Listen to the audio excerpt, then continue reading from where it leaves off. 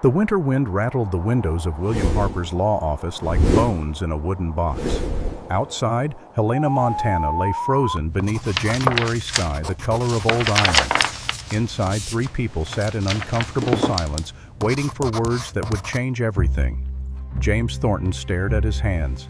32 years of life, and he had never noticed how much they resembled his father's. The same broad knuckles, the same calluses from holding reins and splitting wood, the same capacity for building and destroying. 3 days ago, he had buried Thomas Thornton in the frozen ground north of town. The old man had lasted longer than expected. 71 years, most of them spent taking what he wanted and crushing anyone who stood in his way. A fitting end, James thought that his heart had simply stopped one morning while he was counting money in his study. William Harper cleared his throat. He was 43 silver, threading through his dark hair. Expensive suit that spoke of success in a territory where most men wore canvas and cotton. He had been the Thornton family lawyer for 15 years. He knew every secret, every transaction, every dollar earned through means that would never bear close examination. Victoria Thornton sat beside James, her back rigid as a fence post. 51 years old, dressed in black silk that probably cost more than a ranch hand earned in 6 months. She had married Thomas when she was 22, a widow with a small daughter desperate enough to overlook where the money came from. Now she was a widow again, but this time with an empire to protect. Harper opened the leather folder before him. The pages inside represented everything Thomas Thornton had built, stolen, and killed for over 4 decades. "Shall we begin?" Harper's voice carried the careful neutrality of a man who had learned never to show emotion when discussing fortunes built on blood. James nodded once. Harper began to read. The words washed over James like cold water. 4,500 acres, livestock, equipment, the house, investment accounts, mining interests, timber rights. A fortune that would make James one of the wealthiest men in Montana Territory. Then came the condition. To my son, James Thornton, I leave the entirety of my estate with one requirement. He must marry within 6 months of my death. Should he fail to do so, the property shall revert to territorial control to be sold at public auction. James felt something cold settle in his stomach. Victoria spoke for the first time. Thomas knew you would want to walk away from all this. He made sure you couldn't, not without destroying 40 families who depend on this ranch for their livelihoods. Harper set down the will. The territorial government is watching James. Preston Drake and his railroad consortium have been trying to acquire Thornton land for 3 years. If you forfeit through failure to marry, they'll be first in line at the auction, and they won't keep the workers on. James stood and walked to the window. Below, Helena went about its business. Wagons rolled through muddy streets. Men shouted to each other outside saloons. Women carried baskets of goods from the general store. Normal life for people who didn't carry the weight of their father's sins. He thought of Grace, 16 years old, Victoria's daughter from her first marriage. The girl had grown up in luxury, yes, but she had also grown up kind. She didn't deserve to lose everything because James couldn't bear to profit from theft and murder. He thought of the 40 families. Men who worked the land, their wives who cooked and cleaned, their children who played in the shadow of the big house. None of them had chosen to build their lives on tainted ground. They had simply taken jobs that fed their families.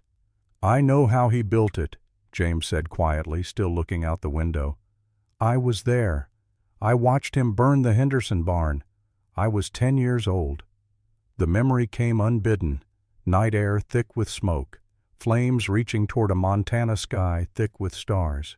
His father's hand heavy on his shoulder. "This is how men build empires, son. They take what they need and they don't apologize for it." James had been too afraid to speak, too small to stop it, too young to understand that silence made him complicit. "The past can't be changed," Victoria said. Her voice held steel beneath the surface politeness. "But you can choose what happens next. You can abandon 40 families because your conscience hurts, or you can accept responsibility and figure out how to live with it." James turned to face her. "Is that what you do? Live with it? Every day?" No shame in her voice, no regret, just the flat acceptance of someone who had made peace with necessary evils long ago. Harper pulled a newspaper from his desk drawer, the matrimonial section pages of desperate people seeking connection across vast distances. There's a solution. It's not perfect, but it's practical. You want me to buy a wife? James couldn't keep the bitterness from his voice. I want you to save 40 families, Harper replied. How you do that is your choice. James took the newspaper. Columns of advertisements, women seeking husbands, men seeking wives. Transactions disguised as romance. He thought about placing his own ad lying about who he was and what he owned, bringing some unsuspecting woman into this web of ill-gotten gains. He thought about Catherine Wells.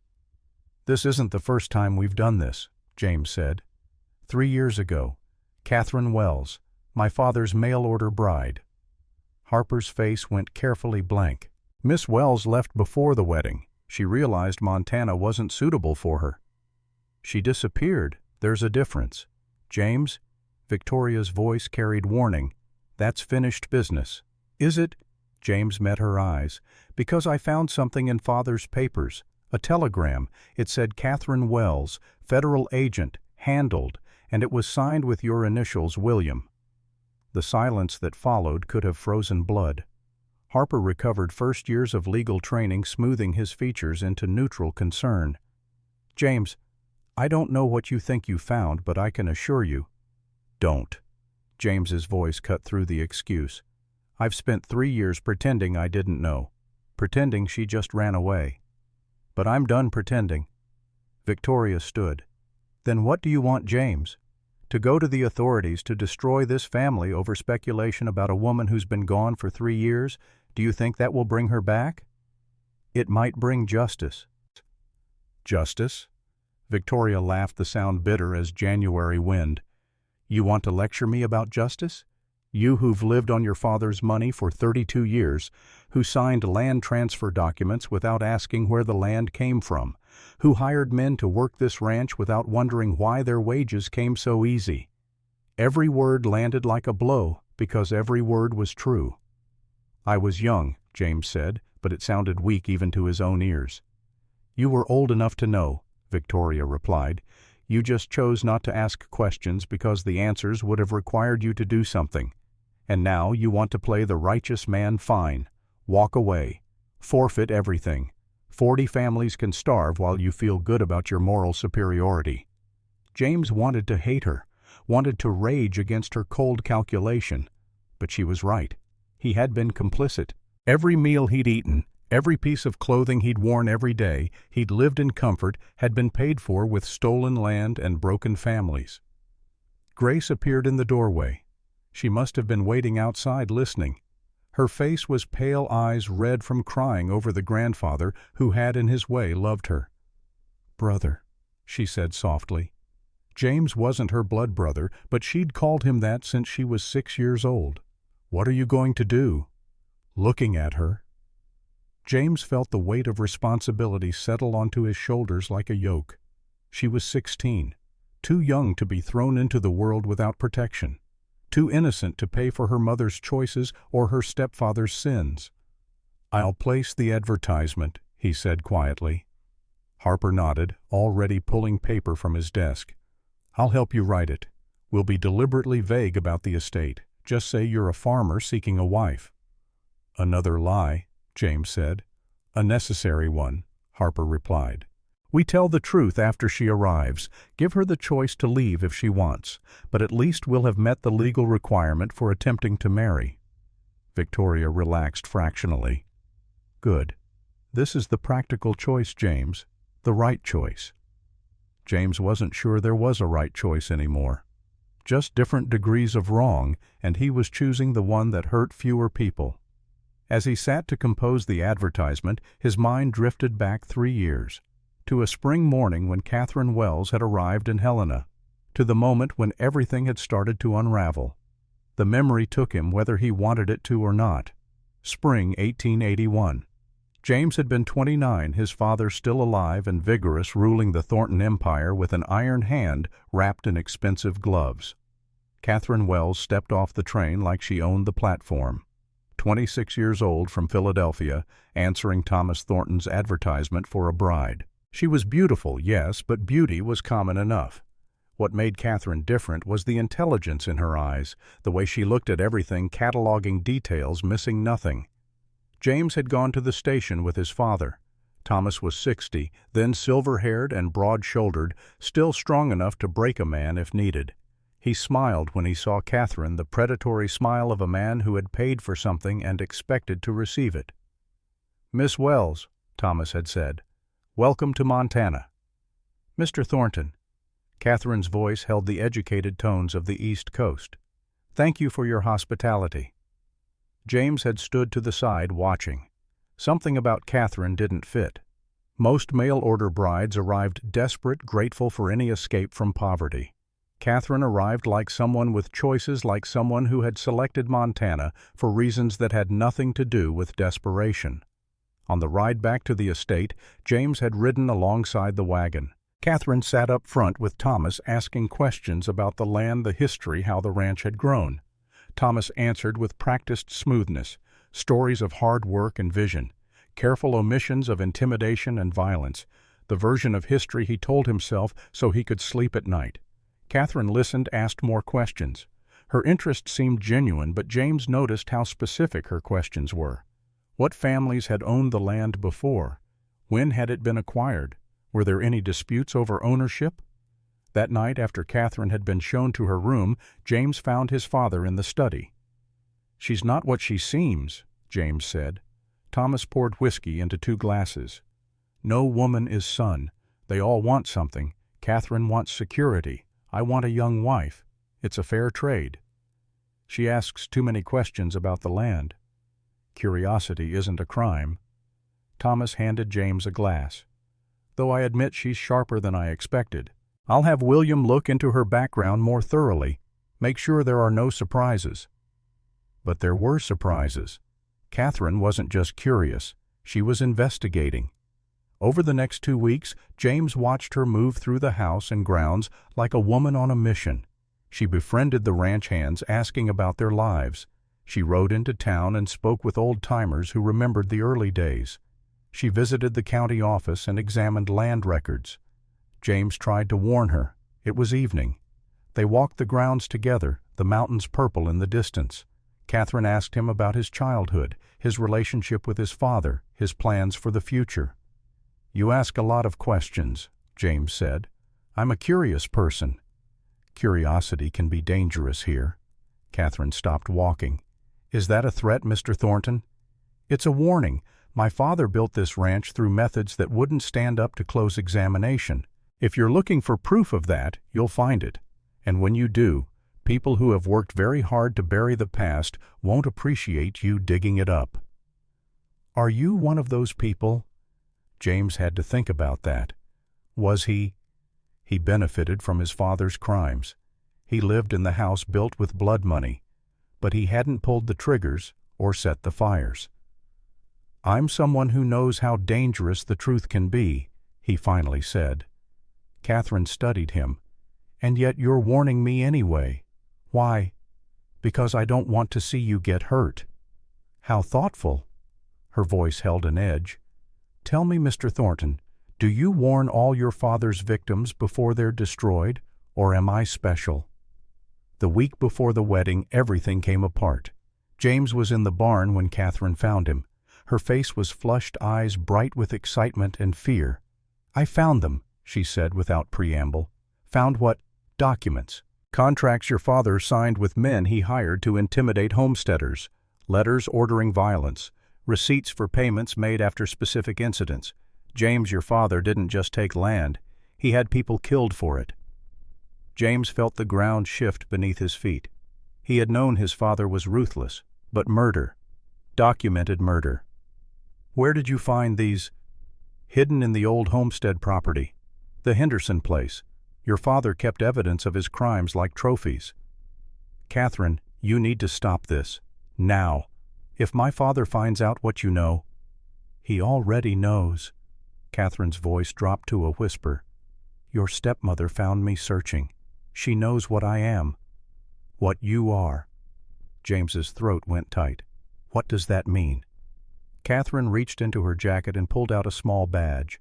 Federal, Department of Justice. I'm not a mail-order bride, James. I'm an investigator.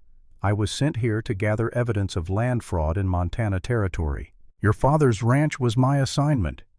James couldn't speak, couldn't process what he was hearing. I'm sorry, Catherine continued. I know you're not like him. I've watched you with the workers, the way you treat people. You're better than this place, but I have a job to do. They'll kill you. The words came out flat, certain. Victoria won't let you destroy this family. She has too much to lose. I'm not afraid. You should be. That was the last real conversation James had with Catherine Wells. That night he lay awake in his room trying to decide what to do. Warn his father. Help Catherine escape, pretend he knew nothing, and let events unfold as they would. By morning, the choice had been made for him. Catherine was gone. Her room was empty, her bags missing. No note, no goodbye, no explanation. Just absence where a person had been. Victoria claimed Catherine had packed in the night and left. The sheriff searched, but found nothing. 6 months of investigation turned up no trace. Catherine Wells had simply vanished from the earth. And James had said nothing about the badge, the investigation, the danger he'd known she was in. He told himself there was no proof, that speaking up would accomplish nothing except his own destruction.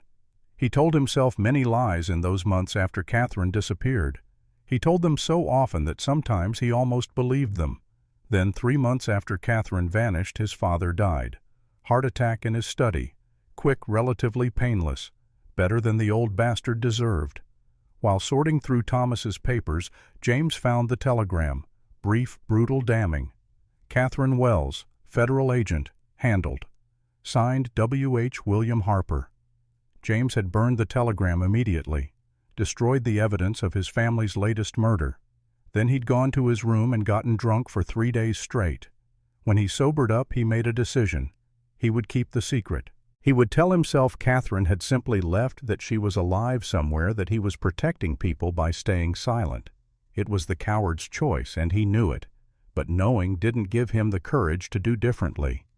Now, 3 years later, sitting in William Harper's office composing an advertisement for another mail-order bride, James felt the weight of that cowardice pressing down on him like stone. How about this? Harper read from the paper he'd been writing. Honest Montana farmer seeks hard-working wife. Life will be simple but respectable. Must be willing to work hard.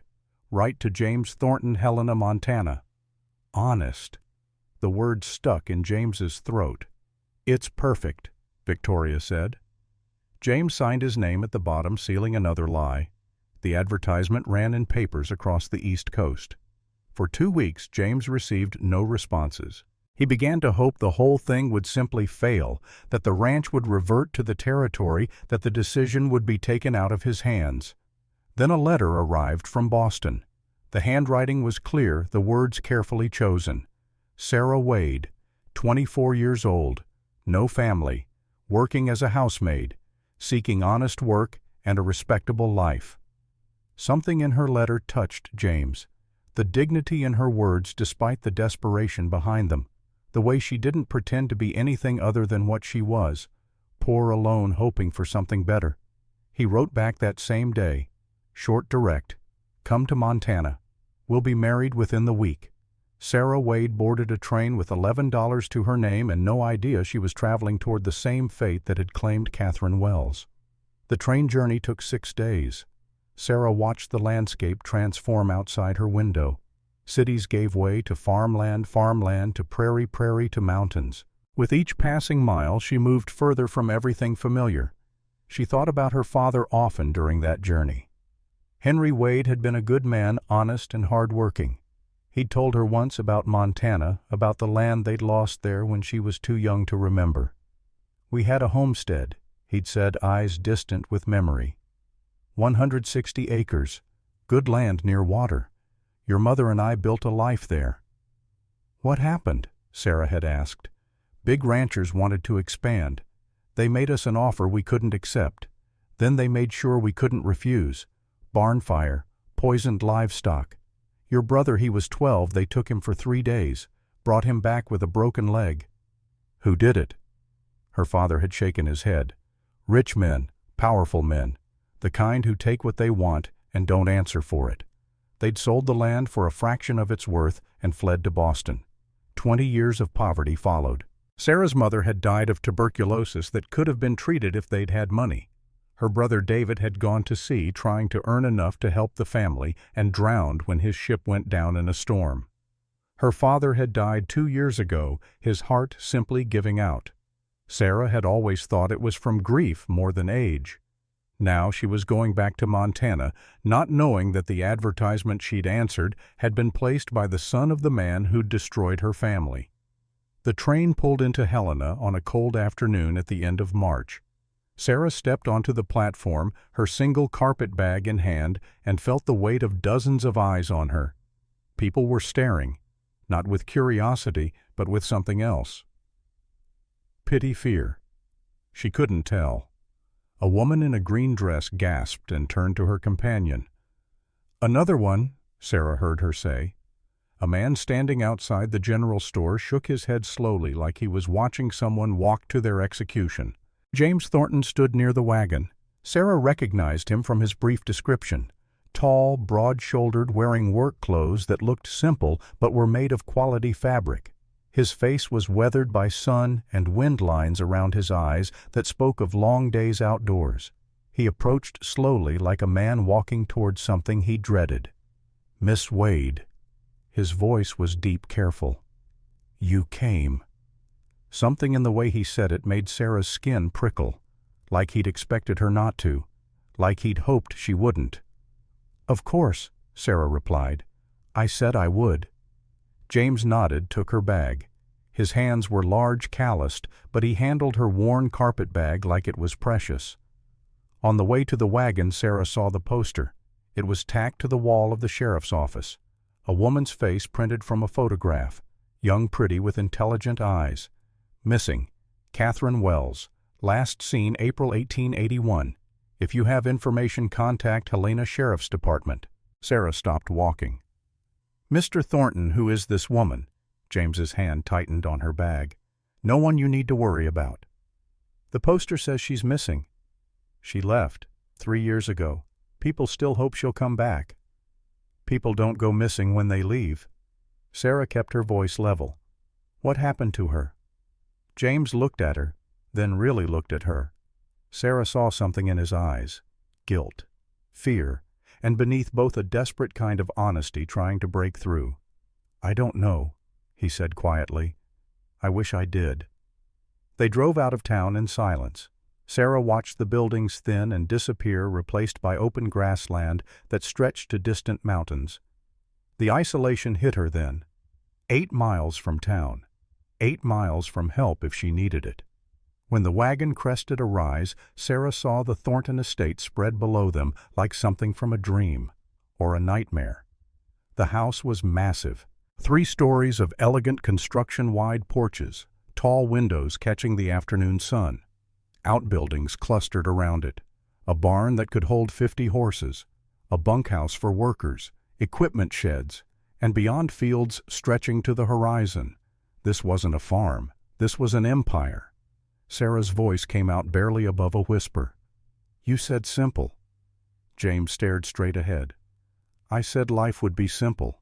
Not that I was poor." "You lied." "I omitted." "That's the same thing." "I know." James finally looked at her. "I'm sorry. But if I'd told the truth, you wouldn't have come. And I need someone who came for the right reasons." "The right reasons?" Sarah felt anger building. "I came because I was desperate, because I had nowhere else to go. Those are your right reasons." "Yes, because that means you chose this life, not the money. That means I can trust you." Sarah wanted to rage at him, wanted to demand he take her back to town immediately. But she had $6 left. Not enough for a train ticket back to Boston. Not enough for a room while she looked for work. She was trapped, at least for now. "1 night," she said coldly. "I'll stay 1 night. Then you'll explain everything. No more lies." "Deal," James said. then added, "But Sarah, when we get to the house, don't trust anyone completely, not even me." The warning should have terrified her. Instead, it made her angry. She'd come all this way, spent her last dollars on hope, and walked straight into another web of rich people's secrets. The wagon rolled through the gates of the estate as the sun touched the mountains. Long shadows stretched across the manicured grounds. The house looked beautiful in the fading light, peaceful, safe. Sarah didn't believe any of it. Victoria Thornton waited on the porch, 51 years old, dressed in gray silk diamonds at her throat. She watched Sarah climb down from the wagon with the cold assessment of someone evaluating livestock. "So you've brought us another bride," Victoria said. The phrasing made Sarah's stomach turn. Another, like she was a replacement part. "Aunt Victoria," James said. "This is Miss Sarah Wade. Sarah, my stepmother, Victoria Thornton." Victoria descended the steps with practiced grace. "Miss Wade, welcome to Thornton Estate. I trust your journey was pleasant?" "It was long," Sarah replied, matching Victoria's formal tone exactly. "I'm sure you're exhausted. I'll have Martha show you to your room. Dinner is at 7. We dress for dinner, but I'm sure we can find something suitable for you." The dismissal was clear. Sarah was being sent away like a servant, but she stood her ground. "Before I go anywhere, I'd like to know what happened to Catherine Wells." The silence that crashed over the porch was absolute. Victoria's expression didn't change, but something flickered in her eyes. James closed his eyes briefly as if in pain. A young woman appeared in the doorway, 16, auburn hair, pretty, but marked by an exhaustion that had nothing to do with lack of sleep. This had to be Grace Victoria's daughter. "Miss Wade," Victoria said carefully, "I understand you're confused, but that's family business that doesn't concern you." "It concerns me if I'm about to become family." Victoria's smile was cold as winter stone. Catherine left. She realized Montana wasn't suitable for her and departed. These things happen with mail-order marriages. Without a word to anyone. Without taking the train. There are other ways to travel. Before Sarah could press further, Grace spoke from the doorway. "You should leave Miss Wade. Tonight if you can. Don't stay here." "Grace." Victoria's voice cracked like a whip, but Grace kept her eyes on Sarah. "She didn't leave. They're lying. Please, before it's too late." Then she turned and fled back into the house, her footsteps echoing on polished wood. Victoria smoothed her skirts, composure returning. "My daughter is emotional. She was fond of Catherine and took the departure hard. Pay her no mind." But Sarah had seen the fear in Grace's eyes. Real, genuine terror. James stepped between them. "Sarah, please. Let me explain privately. There's a lot you don't understand." Sarah looked at the house, at Victoria's cold face, at the shadows gathering in the corners. Every instinct screamed at her to run. But where would she go? She had no money, no allies, no way back to Boston. She thought of her father, driven from his land by rich men who took what they wanted. She thought of Catherine Wells, vanished without a trace. She thought of Grace's warning, and she made a decision. She wouldn't run, not yet, not until she understood what had happened here. "Show me to my room," she said. A middle-aged woman in a housekeeper's dress appeared. "Martha." She led Sarah up a sweeping staircase to the second floor, down a long hallway lined with closed doors. At the end, she opened a room and gestured Sarah inside. "This was Miss Catherine's room," Martha said quietly. Of course it was. Of course they'd put her in the dead woman's room. The space was beautiful. 4-poster bed with fine linens. A wardrobe that could hold 10 times the clothes Sarah owned. A vanity with a real silver mirror. French doors opened onto a small balcony overlooking the grounds. Sarah set her carpet bag on the bed. What really happened to her? Martha's eyes widened with fear. "I couldn't say, miss." "Couldn't or won't?" "Couldn't, because I don't know. One night she was here. The next, she was gone. Her things were packed, but she didn't take the wagon or the horses. She just disappeared. And no one found that suspicious." Martha wrung her hands. "Of course we did. But what could we say? The sheriff searched, found nothing. After a while, people stopped looking." "Do you think someone hurt her?" Martha went pale. "I think you should have your dinner and not ask questions that could get you hurt too, miss." She left before Sarah could respond. Alone in Catherine's room, Sarah stood in the center of the floor and tried to understand what she'd walked into. A rich man who'd lied about his wealth. A missing woman who'd vanished without trace. A family that radiated secrets like heat from a stove. She walked to the French doors and stepped onto the balcony. The grounds stretched below, beautiful in the twilight. Somewhere out there, Catherine Wells had disappeared, and Sarah was sleeping in her room wearing clothes meant for her walking in her footsteps. As she turned to go back inside, something caught her eye. A gap between two floorboards on the balcony. Something white wedged there, barely visible. Sarah knelt and worked it free with her fingers. Paper old and weathered, but still legible. 4 words written in a shaking hand. "They're watching. Trust no one." Below that, more words. "If you're reading this, I'm already dead. Evidence hidden at Henderson Farm. Old well. Tell federal agents everything." It was signed with a single initial. K. Sarah's hands trembled as she stared at the note. Catherine had known she was in danger. Catherine had hidden this message hoping someone would find it. Sarah looked up at the house, at windows glowing with warm light.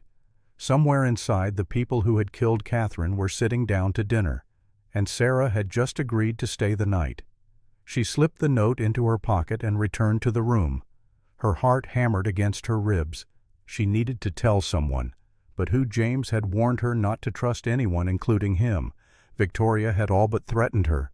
Grace was terrified but powerless. A knock at the door made her jump.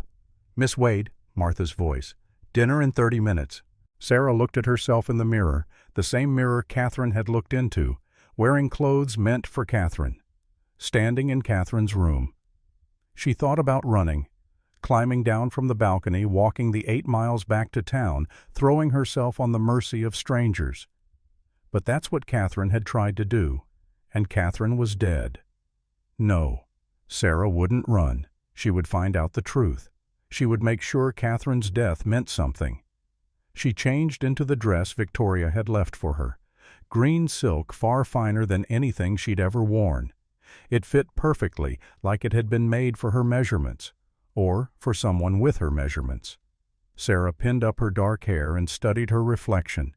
She looked like someone else, someone who belonged in this house of secrets and lies. She touched the note in her pocket one more time, then went downstairs to dinner. The dining room was another display of wealth.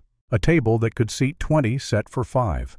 Crystal glasses catching light from an enormous chandelier. Paintings on the walls, stern-faced men and severe women, generations of Thorntons staring down with cold eyes. Victoria sat at the head, Grace to her left, James by the fireplace, and a 4th person Sarah hadn't met yet. The man stood when Sarah entered. Mid-40s, silver threading through dark hair, expensive suit. "Miss Wade," his voice was cultured Eastern. "I'm William Harper. I manage the Thornton business interests and serve as family counsel." Sarah shook his hand. It was soft, the hand of a man who worked with papers, not tools. "Mr. Harper, please sit." He pulled out a chair for her. Too polite, too smooth. Dinner was served by 3 people Sarah hadn't seen before. The food was excellent. Roasted meat, fresh bread, vegetables that must have cost a fortune in winter. Sarah barely tasted any of it. The conversation was stilted. Victoria asked about Boston. Sarah gave brief, vague answers. Harper made observations about the weather. Grace said nothing, just pushed food around her plate. Finally, Sarah broke the silence. "I'd like to know what happened to Catherine Wells." Forks clattered against plates. Harper set down his wine glass carefully. James stared at the table. Victoria's voice was ice. "I've already explained that Miss Wells left of her own accord." "Then why is there a missing person poster in town?" "Her family filed it. They refused to accept that she simply changed her mind about marrying into this family." "Did she change her mind? Or was it changed for her?" Harper leaned forward. "Miss Wade, you've been here less than a day. Perhaps you should focus on settling in rather than resurrecting old business." Old business that involves a dead woman. Who said anything about dead? Harper's voice went sharp. Catherine Wells left, that's all. If you continue to make wild accusations, you'll find yourself on the next train back to Boston. Sarah met his eyes. Is that a threat, Mr. Harper? It's practical advice. James stood abruptly. Sarah, a word, now. He led her from the dining room down a hallway into a study lined with bookshelves. He closed the door and turned to face her. What are you doing? His voice was low, urgent. You can't just accuse my family of murder at dinner. Can't I? You brought me here under false pretenses. You put me in a dead woman's room. I found her note. Sarah pulled the paper from her pocket. She knew she was going to die, and she knew who was going to kill her. James took the note, read it, and closed his eyes. Where did you find this? Hidden on the balcony. The balcony Catherine fell from. We don't know that she fell. But you suspect it. Sarah moved closer. You know something. Tell me. James was silent for a long moment. Then he walked to the desk and unlocked a drawer. From it, he pulled a single piece of paper.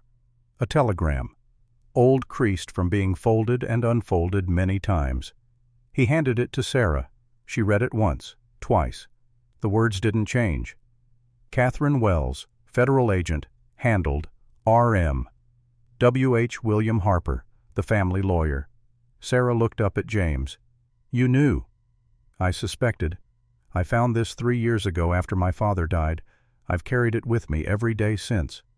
And you did nothing. What could I do? James's voice was raw.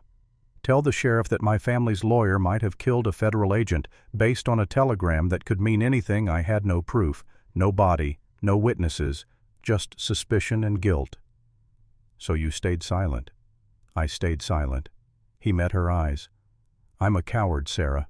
I've known for 3 years that someone in my family probably killed Catherine Wells, and I did nothing, because it was easier to pretend, easier to lie to myself. Sarah studied him. She saw the truth in his face, the shame, the self-loathing, but also something else, a desperate need for someone to help him do the right thing. The note says evidence is hidden at the Henderson farm, old well. We need to find it. If we start digging into this, people will get hurt. My family will fight to protect themselves. People are already hurt. Catherine is dead. How many others did your father kill to build this empire? James flinched like she'd struck him. I don't know. Too many. Then help me find out. Help me get justice for them. And if that means destroying 40 families who depend on this ranch. Sarah thought about her father, about all the families destroyed by men like Thomas Thornton, about the cycle of violence and theft that had to stop somewhere. Then they'll have to find new work. Better to lose your job than your soul. James looked at her for a long moment. Then he nodded. Tomorrow. We'll go to the Henderson property and see what Catherine hid there. A noise in the hallway made them both turn, footsteps moving quickly away. Someone had been listening. James moved to the door, opened it. The hallway was empty, but a door at the far end was just closing. Grace's room. She heard everything, Sarah said. Grace won't tell. She's been afraid of her mother since Catherine disappeared. She wants the truth as much as we do. They returned to the dining room to find Victoria and Harper gone. Only Grace remained sitting alone at the long table. She looked up when they entered. You're both going to get killed. We can't keep living with lies, James said gently. Then leave, both of you, tonight. Walk away from this place and never look back. I can't, James said. This is my responsibility. Grace's eyes filled with tears. Catherine said the same thing, that she had a responsibility, that justice mattered more than safety. The next morning she was gone. What did you hear that night? Sarah sat beside Grace. The night Catherine disappeared. Grace wiped her eyes. I heard shouting. Mother and Catherine on the balcony. Mother said, "You'll destroy this family." Catherine said, "Someone has to pay for what was done." Then screaming, a sound like something heavy falling. Then silence. Did you tell anyone? I was 13. I was terrified. By morning, Catherine's room was empty, and Mother said she'd left in the night. I wanted to believe it. It was easier than believing my mother was a murderer. Sarah reached for Grace's hand. You were a child. This isn't your fault. I could have spoken up, could have told the sheriff what I heard, but I was scared and I wanted things to go back to normal, so I stayed quiet. Just like James stayed quiet. Just like everyone in this territory stays quiet when powerful people do terrible things. She stood pulling her hand away. But you won't stay quiet, will you, Miss Wade? You're going to dig and ask questions and push until someone pushes back, just like Catherine. Yes, Sarah said simply. Then God help you. Grace fled the room. James and Sarah were left alone in the big empty dining room. Outside, night had fallen completely. The house creaked and settled around them. You could still leave, James said. I'd give you money for the train. Make sure you got safely back to Boston. And let Catherine's death mean nothing. Let your father's victims go unavenged. Sarah shook her head. No, I'm staying, not to marry you, but to finish what Catherine started. Even if it gets you killed. Even then. James looked at her with something like wonder. You're either the bravest person I've ever met, or the most foolish. Maybe both. Sarah managed a tired smile. Now, if you'll excuse me, I need to sleep. We have a well to excavate tomorrow. She returned to Catherine's room, locked the door, and wedged a chair under the handle for good measure. Then she lay on the bed, still in the green silk dress, and stared at the ceiling. Somewhere in this house, a murderer was sleeping peacefully. Victoria, who had pushed Catherine from the balcony. Richard Morgan, who had arranged the cover-up. Maybe others. A whole conspiracy of silence built to protect an empire of blood. Sarah thought about her father one more time. About how he'd worked his whole life honestly and died with nothing. About how the people who destroyed him had lived in luxury and never answered for their crimes. Not this time. This time, there would be justice. She closed her eyes and tried to sleep in a dead woman's bed in a room that held secrets 3 years old in a house built on bones. Tomorrow she would start digging, and she wouldn't stop until she found the truth, no matter who it destroyed. Outside her window, Montana stars blazed cold and distant. The same stars that had shone the night Catherine Wells died. The same stars that would shine when Sarah Wade either brought justice or joined Catherine in the grave. The wind picked up, rattling the windows, and somewhere in the darkness an owl called. It sounded like a warning. Dawn broke cold over the Thornton estate. Sarah woke to pale light filtering through the curtains of Catherine's room, her body stiff from sleeping in the green silk dress. For a moment she forgot where she was. Then memory returned like cold water. She was in Montana, in a dead woman's room, about to dig up secrets that might get her killed. Sarah rose and changed into her own clothes, the simple cotton dress she'd worn on the train. The silk felt like a costume, now something meant to disguise her as someone she wasn't. She needed to be herself today. Plain, honest Sarah Wade, daughter of a farmer who'd been destroyed by men like Thomas Thornton. She found the note Catherine had left and read it again. Henderson Farm, Old Well, evidence hidden where the first crime was committed. A knock at the door made her fold the note quickly and tuck it into her pocket. Miss Wade, James's voice quiet and careful. Are you awake? Sarah opened the door. James looked like he hadn't slept at all. His eyes were shadowed, his face drawn. He carried 2 cups of coffee, steam rising in the cold morning air. I thought you might need this, he said, offering her a cup. Sarah took it, grateful for the warmth. Did you tell anyone about our plans?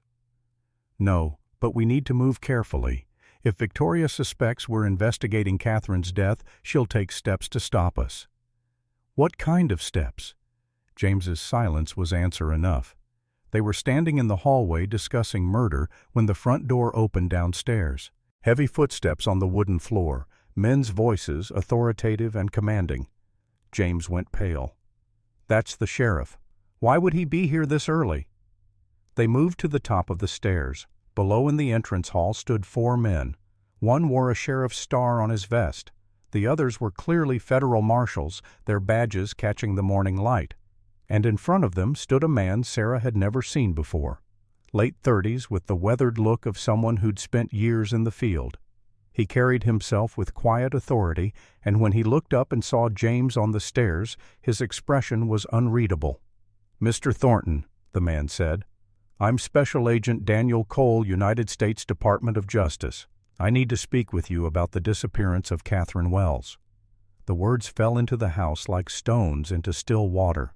Sarah felt the ripples spread, felt the careful facade of normalcy begin to crack. Victoria appeared from the dining room dressed despite the early hour. Her face was composed, but Sarah saw the tension in her shoulders.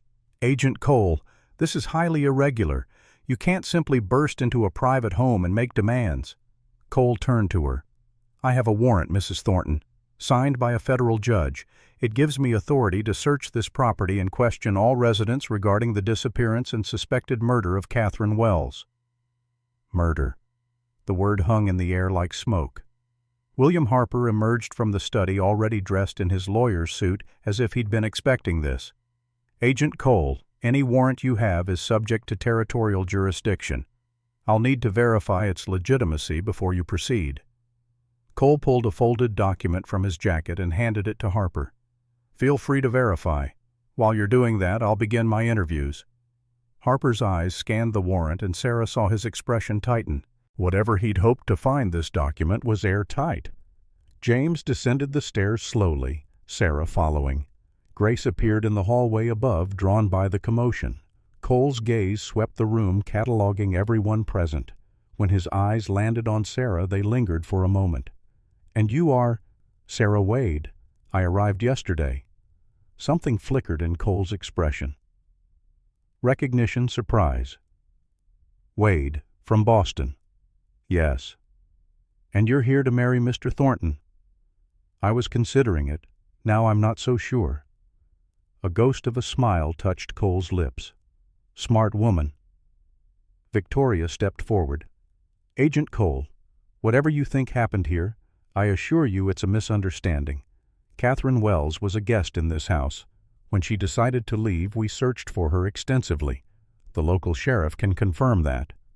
Sheriff Morrison shifted uncomfortably. He was a local man in his 50s, with the look of someone who'd spent too many years keeping peace in a territory where power mattered more than law.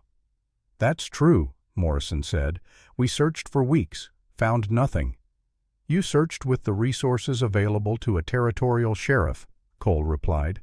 "I'm searching with the resources of the federal government. There's a difference." He turned to James. "Mr. Thornton, I understand you were the last person to speak with Catherine Wells before she disappeared. Is that correct?" James stood at the base of the stairs, trapped between the truth and his family's lies. Sarah could see the struggle in his face. Speak up and betray everyone he'd ever known. Stay silent and become complicit in murder. Before James could answer, Sarah pulled Catherine's note from her pocket. "Agent Cole," she said, her voice steady despite her racing heart. "I found this hidden in Catherine's room." She crossed the hall and handed him the note. Cole read it, his expression hardening with each word. "Where exactly did you find this, Miss Wade?" Wedged between floorboards on the balcony outside the room where Catherine slept. Cole looked up at Victoria. "Mrs. Thornton, this note suggests Catherine Wells believed she was in danger. It also references evidence hidden at a location called Henderson Farm. Can you explain that?" Victoria's composure cracked slightly. "That note is obviously a forgery. This woman just arrived yesterday. She could have written it herself." "We'll verify the handwriting," Cole said, "and I'll be issuing an order to excavate the well on the old Henderson property." Harper stepped forward. "Agent Cole, you can't simply dig up private property based on a note of questionable origin." Cole pulled another document from his jacket. "This is a second warrant authorizing excavation of the Henderson farm site. The property is technically abandoned, so no permission is required. Sheriff Morrison, I'll need your men to assist." Morrison nodded reluctantly. He worked for the Thorntons in all but name, but he couldn't refuse a federal warrant. Victoria's face had gone white. Harper moved to her side, his hand on her elbow in a gesture that looked supportive but might have been restraining. Cole gestured to his marshals. "Search the house. I want every room examined, every document cataloged. If Catherine Wells was murdered, the evidence is somewhere in this building." As the marshals moved through the house, Cole turned his attention back to James and Sarah. "I'd like to speak with both of you, separately. Mr. Thornton, you first. Miss Wade, please wait in the sitting room." James followed Cole into the study. The door closed, leaving Sarah alone with Victoria Harper and the sound of federal marshals searching through 3 generations of Thornton's secrets. Victoria's eyes locked on Sarah. "You have no idea what you've done." "I've started telling the truth. Someone should have done it 3 years ago." "The truth?" Victoria's laugh was bitter. "You've been here one day and you think you understand what happened. You know nothing about this family, about what we've built, about what we've sacrificed. I know Catherine Wells is dead. I know someone in this house killed her." Harper's hand tightened on Victoria's arm. "Mrs. Thornton, don't say another word. Not without counsel present." But Victoria pulled away from him. "Why not? This girl has already condemned us. We're going to lose everything anyway." She moved closer to Sarah, and for the first time Sarah saw past the cold exterior to something else. Desperation, fear, and beneath it all a kind of terrible grief. "Catherine was investigating my husband," Victoria said quietly. "She was a federal agent. Did you know that? She came here under false pretenses, lying about who she was, why she was here. She infiltrated our home, pretended to care about Thomas, all while gathering evidence to destroy us." "Because your husband was a criminal," Sarah replied, "because he stole land and killed people. He built an empire. He gave jobs to hundreds of people. He turned wilderness into civilization. He destroyed families, including mine." Victoria stopped. "What?" Sarah pulled out the second piece of paper she carried. The land transfer document she'd found in her father's papers before he died. The one he'd kept as evidence of injustice even though he knew he'd never get justice. "Henry Wade," Sarah said. "My father. He owned 160 acres north of here. Your husband wanted that land, so he terrorized my family until my father sold it for a fraction of its worth. My family fled to Boston and lived in poverty for 20 years. My mother died of tuberculosis because we couldn't afford medicine. My brother drowned trying to earn money at sea. My father died of a broken heart." She met Victoria's eyes. "Your husband didn't just steal land. He killed my family as surely as if he'd shot them. So don't talk to me about what you've built. It's all blood and bones." Victoria stared at her. For a moment, something like understanding passed between them. 2 women shaped by the violence of powerful men. One who'd profited from it, one who'd been destroyed by it. Then the moment passed. Victoria's face hardened again. "If your family had been stronger, they would have kept their land. That's how the world works." "Maybe," Sarah said, "but that doesn't make it right." The study door opened. James emerged, his face ashen. Cole gestured to Sarah. "Miss Wade, your turn." Sarah entered the study. Cole closed the door and gestured to a chair. "Please sit." She sat, and Cole took the chair opposite. He pulled out a notebook and pen, professional and methodical. "Tell me everything," he said. "From the moment you answered James Thornton's advertisement to finding that note," Sarah told him. "The advertisement that promised a simple life. The train journey west, arriving to find not a poor farmer but a wealthy estate. The warnings from Grace, the poster of Catherine, the note hidden on the balcony." Cole listened without interrupting, making occasional notes. When she finished, he set down his pen and looked at her directly. "Miss Wade, I need you to understand something. Catherine Wells wasn't just a federal agent. She was one of our best investigators. Smart, thorough, dedicated. When she went silent 3 years ago, we knew something terrible had happened. But without evidence, without a body, we couldn't move forward." "You think she's dead?" "I know she's dead." Cole's voice was flat, certain. "No agent goes dark that long without cause. And now you've found her note, her warning. That's the break we've needed." "What was she investigating?" "Land fraud throughout Montana Territory. Your father's case was one of dozens. Thomas Thornton and men like him built empires by driving homesteaders off their claims through violence and intimidation. Some of it was legal at the time, much of it wasn't, but with the right judges and sheriffs in their pockets, they got away with it. And Catherine was going to expose them. She was gathering evidence for federal prosecution. If she'd succeeded, half the territorial government would have faced charges. Cole leaned forward. 2 days before she disappeared, Catherine sent us a telegram. Cole's expression darkened.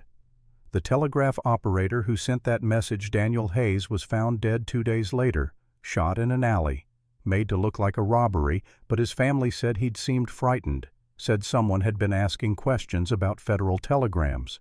She said she'd found documentation, proof that couldn't be denied or explained away. She was going to retrieve it that night. From the Henderson farm. That's what your note suggests, and that's why we're excavating that well today. A chill ran down Sarah's spine. You think she's in the well? I think someone wanted to make sure she never told anyone what she'd found, and I think they're in this house right now. There was a commotion in the hallway, raised voices. Sarah and Cole emerged to find one of the marshals descending the stairs carrying a wooden box. "Agent Cole," the marshal called. "Found this hidden behind a false panel in the master bedroom, locked." Cole took the box. It was old oak, heavy with a substantial lock. "Mrs. Thornton, do you have the key to this?" Victoria had gone very pale. "I've never seen that box before." "It was in your bedroom, hidden in a compartment behind the bookshelf. That was my husband's private space. I never touched it." Cole produced a set of lockpicks. Within minutes he had the box open. Inside were papers, dozens of them yellowed with age. Cole pulled out the top document and began to read. His expression went from interested to shocked to disgusted in the space of seconds. "What is it?" Harper demanded. Cole spread several papers across the hall table. Contracts, signed by Thomas Thornton agreeing to pay men for what he calls enforcement work. Letters detailing exactly what methods should be used to force people off their land. And receipts. He held up one paper, his voice hard. A receipt for $2,000 paid to a man named Sykes for permanent removal of a witness. Cole pulled out another document. "And here's something interesting. A letter from Preston Drake to Thomas Thornton dated March 1881. Regarding our mutual interest in keeping territorial investigations quiet, I'm prepared to assist with any complications that might arise." This was written 2 weeks before Catherine disappeared. "That's murder for hire in writing," Victoria swayed. Harper caught her before she fell. James moved to the table and picked up one of the letters. His hand shook as he read his father's handwriting. Orders to burn buildings, instructions for beating farmers who refused to sell, payments for crimes that had destroyed families.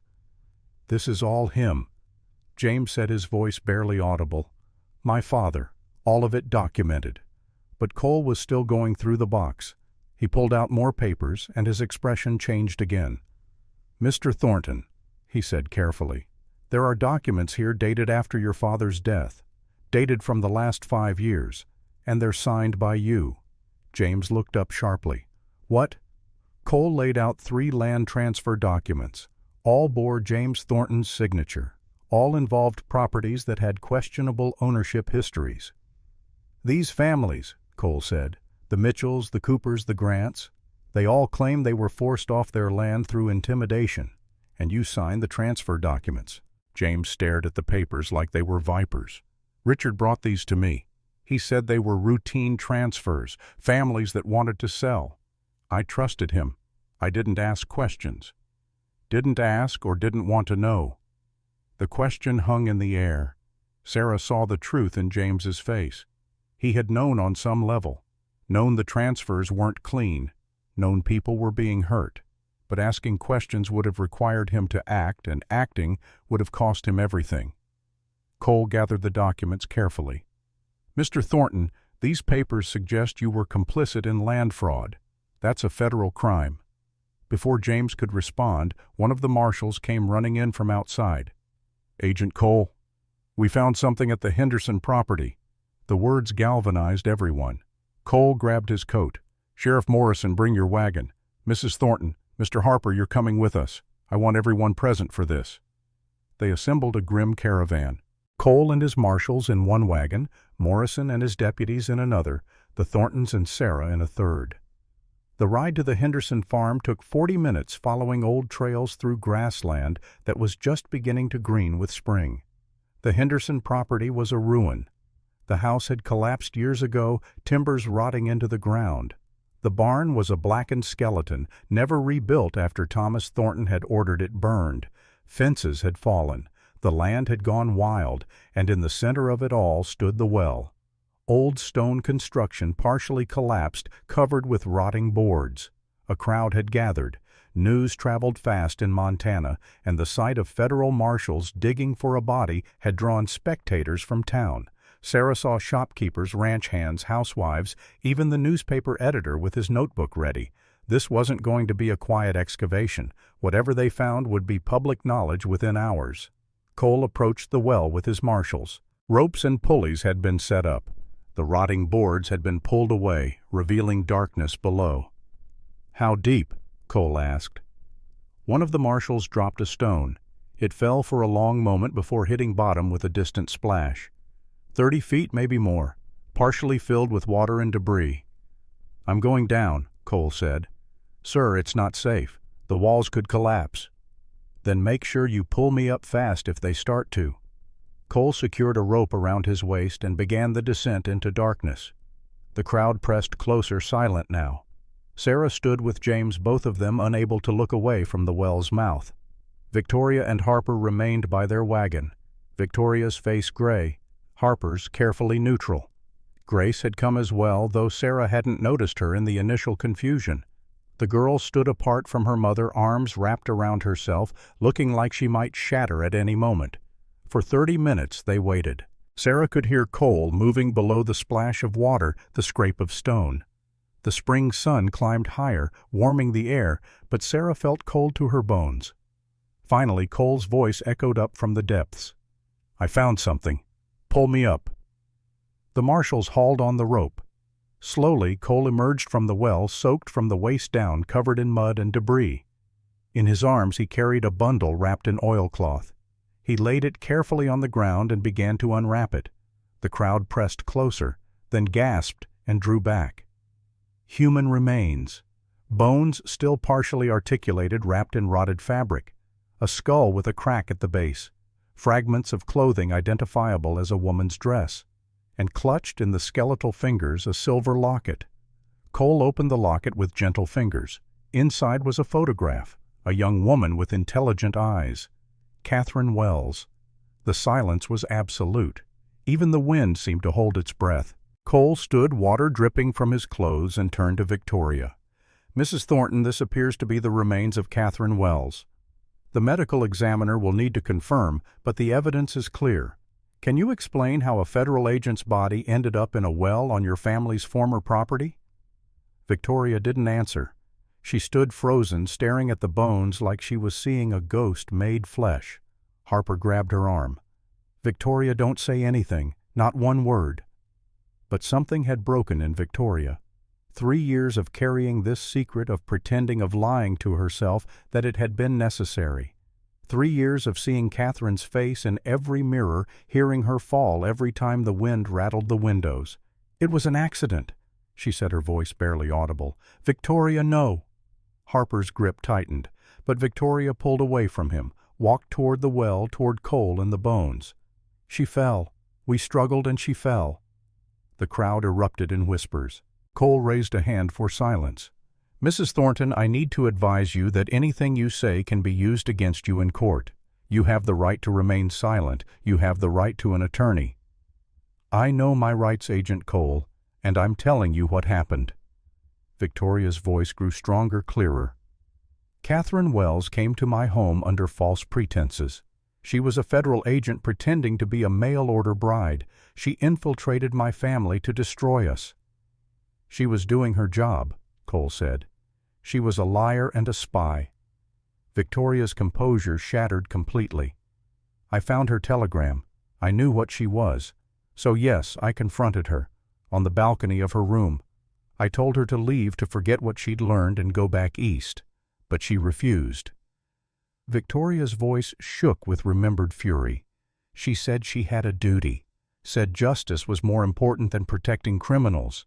I told her my husband was dead, that punishing him meant punishing innocent people who had nothing to do with his crimes. She didn't care. She said the law was the law. So you pushed her, Cole said quietly. I pushed her. The admission came out like a sob. I was angry, desperate. I pushed her not meaning to kill, just to make her stop talking, stop threatening my family. But she lost her balance, went over the railing, fell 3 stories onto the stone patio below. I heard her neck break. Sarah felt sick. She looked at James and saw her own horror reflected in his face. Victoria wasn't finished. I panicked, called William. He came, saw the body, and said we had to hide it, make it look like she'd run away. So we wrapped her in cloth, brought her here in the night, and put her down the well, covered it back up. Then we cleaned her room, packed her things, made it look like she'd left. She looked directly at Cole. That's what happened. An accident that we covered up because we were afraid.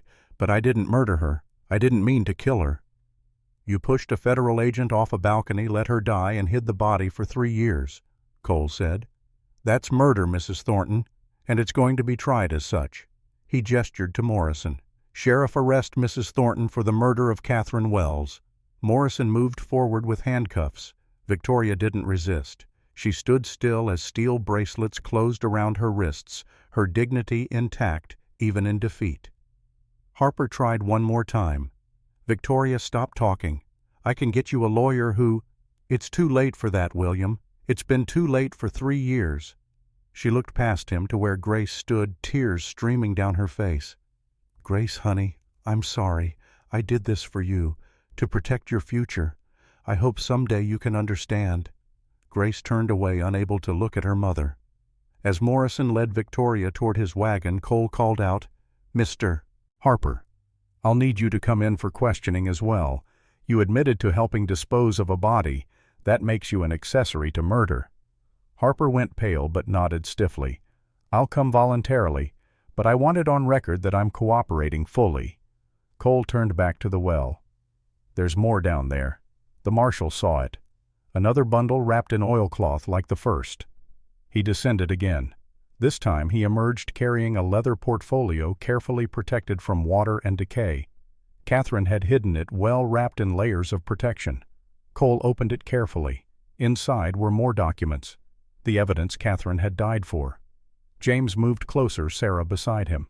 Together they read over Cole's shoulder as he spread the papers on a makeshift table formed by a flat stone. The documents were damning.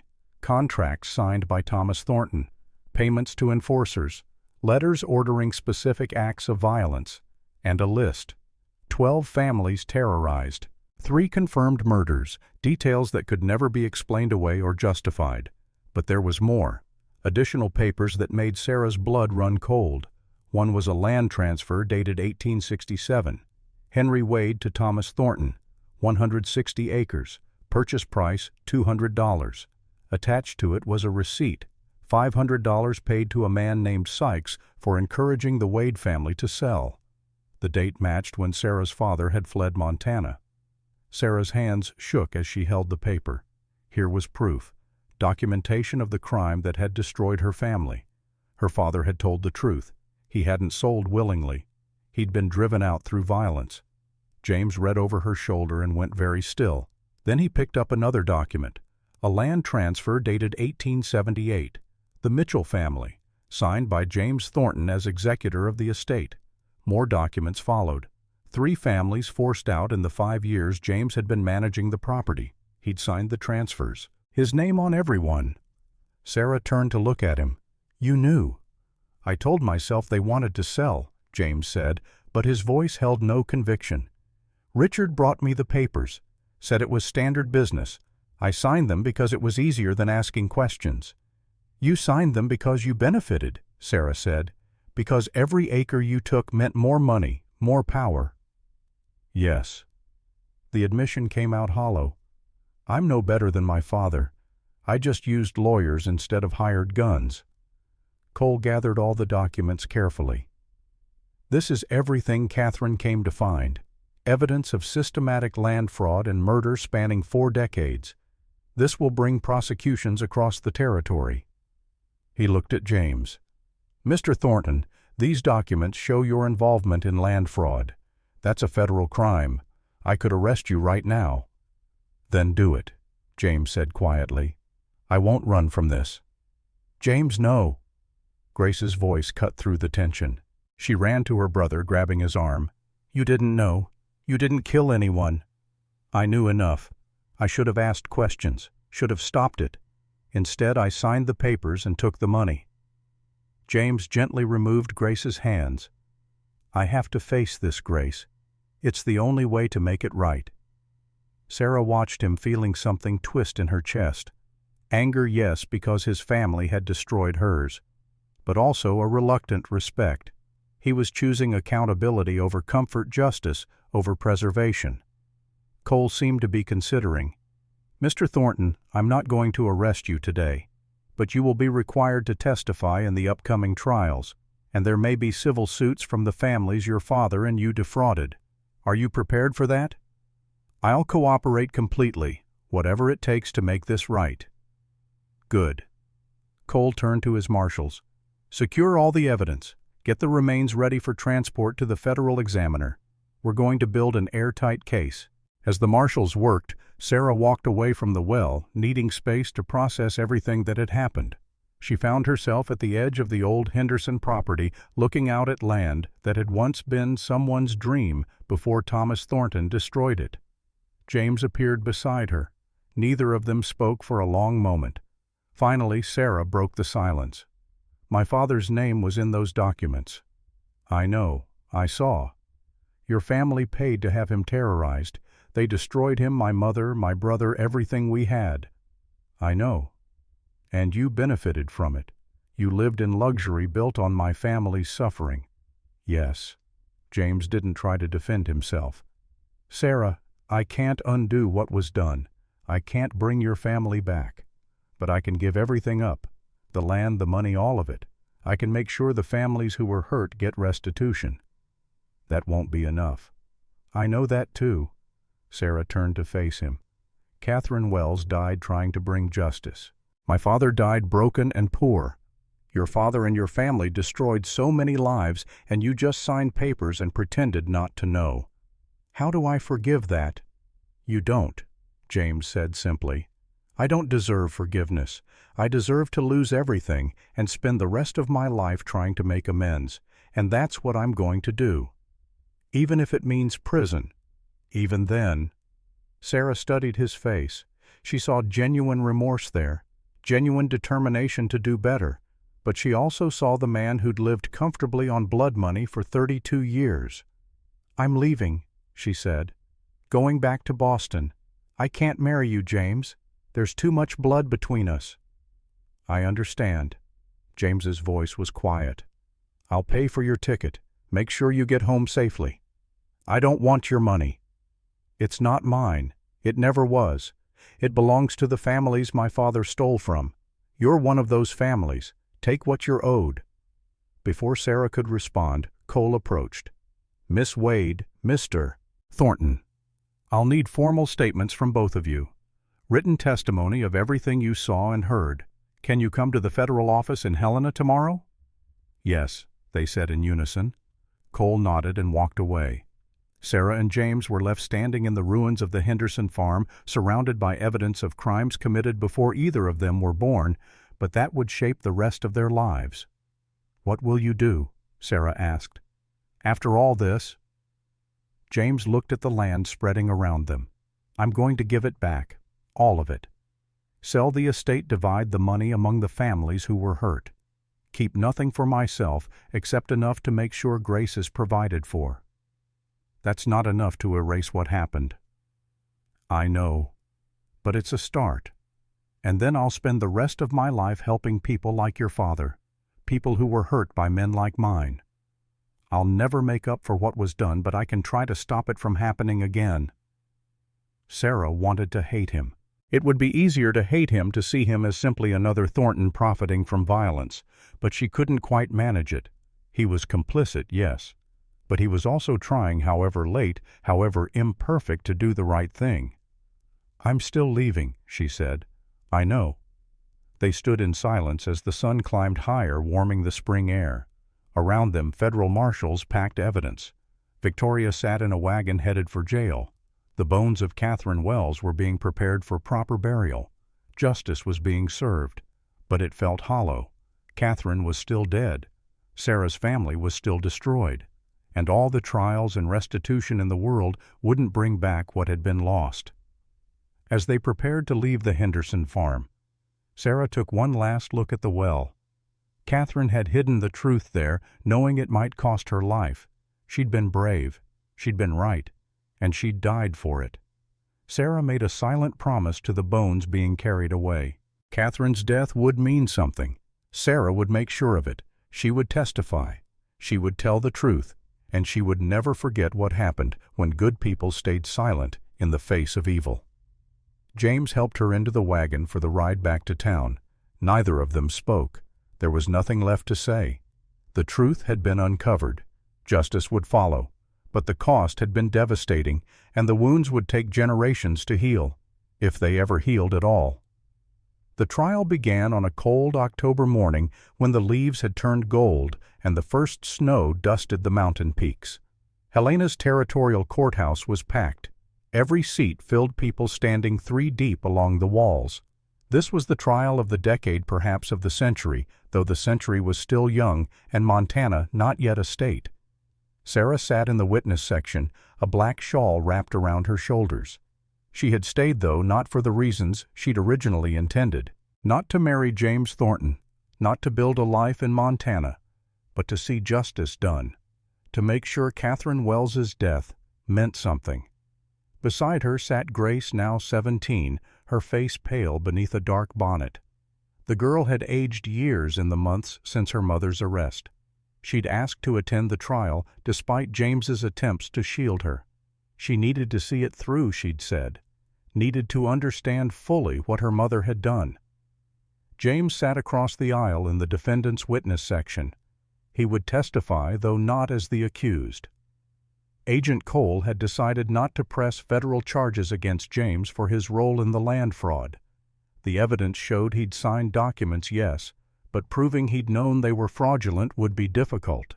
Instead, James had agreed to cooperate fully to provide restitution to the families harmed and to testify against those who'd orchestrated the schemes.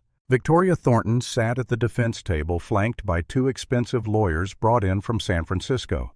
She'd lost weight in the month since her arrest. Her elegant clothes hung loose on her frame, but her back remained rigid, her chin high. Whatever awaited her, she would face it with the dignity she'd maintained her entire life. William Harper occupied a separate table with his own attorney. He'd made a deal: full testimony in exchange for a reduced sentence. He would avoid a murder charge, but he'd spend years in prison for his role in covering up Catherine's death. Judge Whitmore entered, a stern-faced man appointed specifically for this case. The local judge had recused himself, citing his long relationship with the Thornton family. That alone told Sarah how deep the corruption ran in this territory. The clerk called the court to order. The territory of Montana versus Victoria Catherine Thornton. The defendant is charged with murder in the first degree in the death of federal agent Catherine Wells. The trial would last 3 weeks. Sarah watched as the machinery of justice ground slowly forward. Lawyers argued over procedure. Witnesses were called and dismissed. Evidence was presented with painstaking care. On the 4th day, Sarah took the stand. The prosecutor was a federal attorney named Reynolds, sent from Washington specifically for this case. He approached Sarah with careful respect. "Miss Wade, please tell the court how you came to be involved in this case." Sarah recounted her arrival in Montana, the advertisement, the warnings, finding Catherine's note, the excavation of the well. She spoke clearly, keeping her emotions in check, focused on facts rather than feelings. When she finished, the defense attorney rose for cross-examination. His name was Dalton, and he had a reputation for destroying witnesses on the stand. "Miss Wade," he began, his tone dripping with false courtesy, "you came to Montana Territory specifically to marry a wealthy man, did you not?" I came to marry a farmer. I was told he was poor. But you stayed when you learned he was rich. I stayed to find out what happened to Catherine Wells. How convenient." Dalton smiled coldly. A poor housemaid from Boston suddenly interested in justice. "Tell me, Miss Wade, isn't it true that you hope to profit from this case, that Mr. Thornton has been supporting you financially for months? He's been supporting his cousin Grace, who is in my care, and he's providing restitution to my family for land his father stole." Restitution. Such a noble word for taking money from a man you claim to despise. Reynolds stood. "Objection. Miss Wade's financial arrangements are irrelevant to whether Mrs. Thornton murdered a federal agent." Sustained. Judge Whitmore said sharply. "Mr. Dalton, confine your questions to matters pertaining to this case, or I'll hold you in contempt." Dalton backed off, but Sarah could see it in some of the jurors' faces. Doubt. Suspicion. The willingness to believe she was lying for money. But then other witnesses testified. Grace, her voice shaking, but her story unwavering, told of hearing her mother and Catherine arguing on the balcony of the scream of the terrible silence that followed. Ranch hands testified about seeing Victoria and Harper leave the estate in the middle of the night with something heavy wrapped in cloth.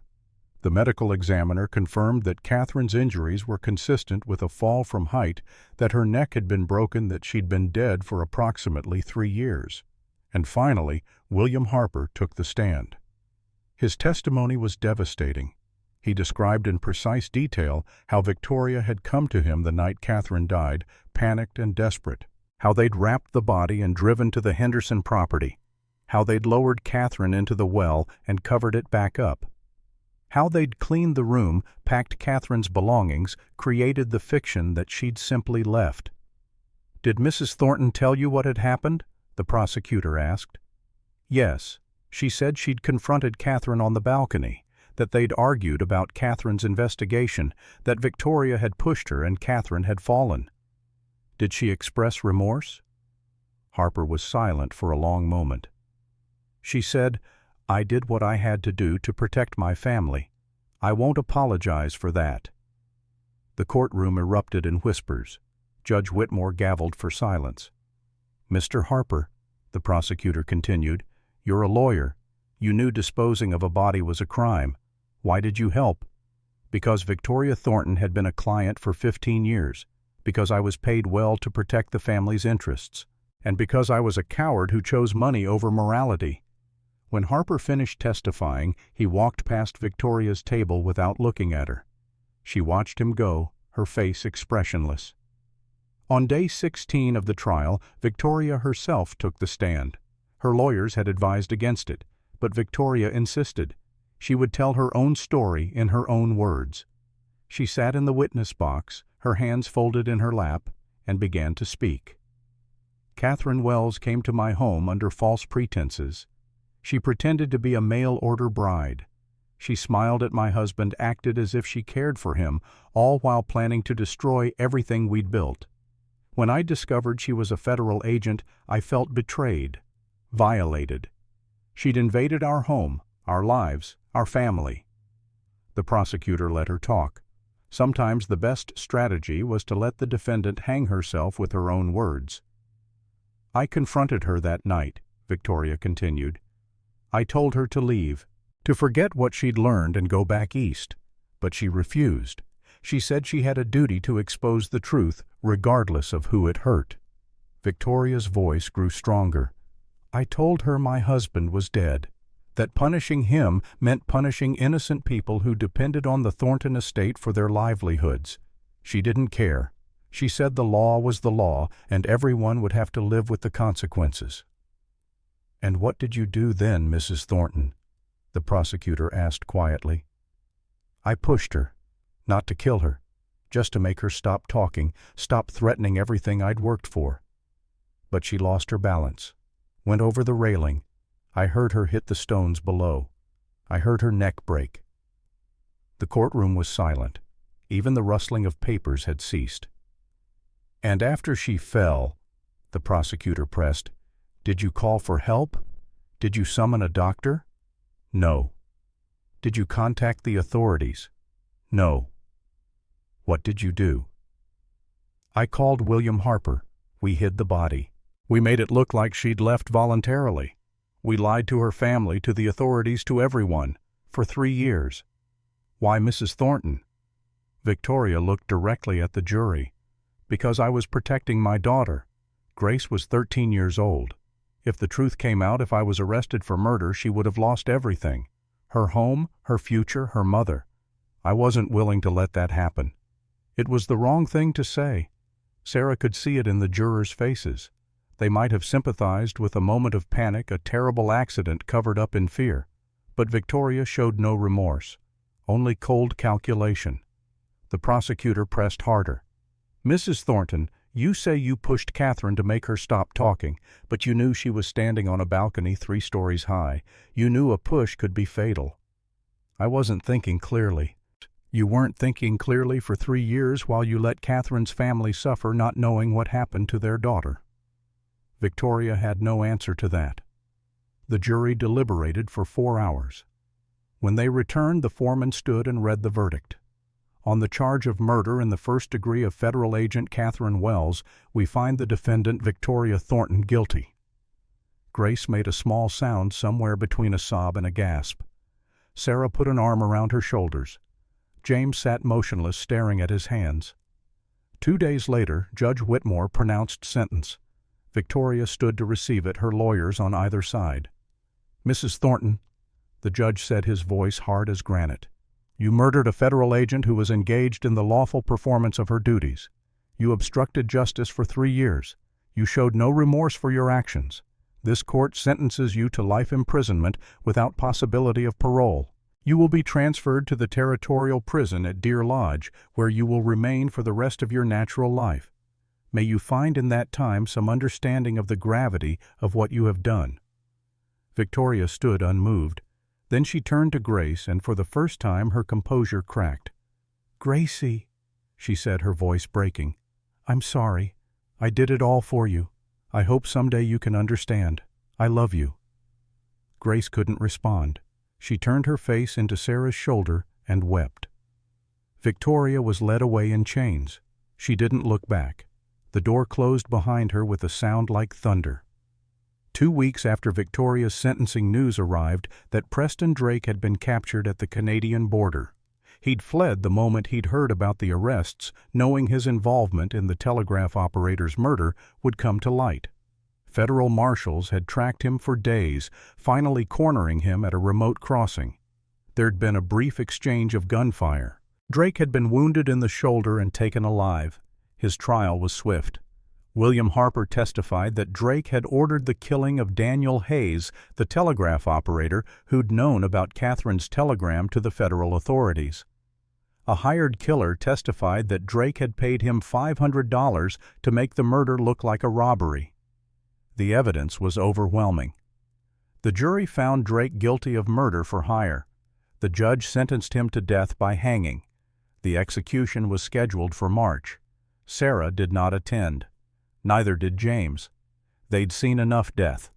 Let the law take its course without spectators. In November, Agent Cole summoned James to the federal office in Helena.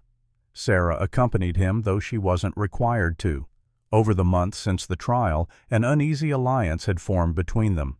Not quite friendship, not romance, but a shared commitment to seeing justice done. Cole sat behind his desk, looking tired but satisfied. The Catherine Wells case had been his white whale for 3 years. Now it was resolved. Mr. Thornton, Cole began, the Department of Justice has reviewed your involvement in the land fraud cases. You signed 8 transfer documents between 1878 and 1880. 3 of those were clearly fraudulent. The other 5 exist in a legal gray area. James sat straight, ready to accept whatever came. I understand. I'm prepared to face charges. The department has decided not to prosecute you criminally. James blinked. What? You've cooperated fully with our investigation. You've agreed to provide complete restitution to the affected families. You've testified against your own family members. And frankly, proving that you knowingly participated in fraud would be difficult. Your lawyer could argue you were misled by Harper, that you signed documents in good faith. I wasn't in good faith, James said quietly. I didn't ask questions because I didn't want to know the answers. Perhaps, Cole said. But legally that's different from active fraud, so here's what will happen. You are banned from owning land in Montana Territory for 10 years. You will complete 500 hours of community service, and you will make a public sworn statement acknowledging your role in the land transfers and your failure to prevent them. James nodded slowly. I agree to all of that. There's one more thing. Cole pulled a letter from his desk. Catherine Wells had family in Philadelphia, her parents and younger sister. They've suffered for 3 years not knowing what happened to her. You owe them a personal apology. I'll go to Philadelphia. I'll speak to them directly. Cole studied James for a long moment. You're not what I expected, Mr. Thornton. Most men in your position would hire lawyers to fight. Every charge would protect their wealth at all costs. You're choosing accountability. That takes courage. It doesn't take courage to do what's right. It just takes finally being tired of doing what's wrong. In December, James traveled to Philadelphia. Sarah went with him. She told herself it was to ensure he followed through, but the truth was more complicated. Over the months, she'd watched James systematically dismantle the empire his father had built, sell the land, divide the money, live in a simple apartment working as a clerk. He was trying to be better, and she couldn't help but respect that. The Wells family lived in a modest brownstone in a working-class neighborhood. George Wells, Catherine's father, answered the door. He was 55 but looked older, grief having aged him prematurely. His wife Martha stood behind him, her eyes red from years of crying. Catherine's sister Elizabeth, 21, and heartbreakingly similar to Catherine in appearance, sat in the parlor. She studied James with the same intelligent gaze her sister had possessed. James stood in their small sitting room and told them everything. How Catherine had come to Montana, what she'd discovered, how she'd been killed, how her body had been hidden for 3 years. He held nothing back, accepted full responsibility for his family's crimes. When he finished, the room was silent. Finally, George Wells spoke. My daughter believed in justice, Mr. Thornton. She believed in the law. We wanted her to stay home where it was safe, but she said if good people didn't stand up to corruption, evil would never stop. His voice broke. So she went, and she died. And for 3 years we wondered if somehow it was our fault, if we should have stopped her, if loving her meant letting her go or forcing her to stay. It wasn't your fault, James said. It was mine, my family's. If I'd been braver, if I'd spoken up 3 years ago when I first suspected what had happened, you might have had answers sooner. I failed Catherine. I failed you. And I'm sorry. From the bottom of my heart, I'm sorry. Martha Wells was crying now. Can you bring her back? No, ma'am, I can't. Can you undo the years we spent not knowing, imagining the worst, hoping against hope she was alive somewhere? No. Then what good is your apology? The question hung in the air. James had no answer because there was no answer. Some things couldn't be fixed. Some damage was permanent. Elizabeth stood and crossed to James. Mother, stop. He didn't kill Catherine, and he's trying to make things right. That's more than most men would do. She looked at James. My sister died trying to change things, trying to stop powerful people from hurting the powerless. Will you continue that work? Yes, I swear it. I'll spend the rest of my life helping people like your sister, like the families my father destroyed. Elizabeth studied him for a long moment, then nodded. Then Catherine's death will mean something. That's all we can ask for. They didn't forgive him. James didn't expect them to, but they accepted his commitment, and that was enough. Sarah had waited outside during the meeting. When James emerged, his face was drawn but somehow lighter, as if confessing had lifted a weight he'd carried for years. How did it go? She asked. They didn't forgive me, but they believe I'll try to do better. Will you? Every day for the rest of my life. They walked back to their hotel through Philadelphia's cold streets. Snow was beginning to fall, the first real snow of winter. I'm going back to Boston, Sarah said suddenly. After we return to Montana, I'm taking the train east." James stopped walking. "Why?" "Because I've done what I came to do. Catherine has justice. Victoria is in prison. The families are getting restitution. There's nothing left for me in Montana." "There's Grace. She needs you." "Grace is strong. She'll be fine. And what about us?" Sarah looked at him. Over the months, something had shifted between them. Respect born of shared purpose. Understanding forged through crisis. Maybe even the beginning of something more.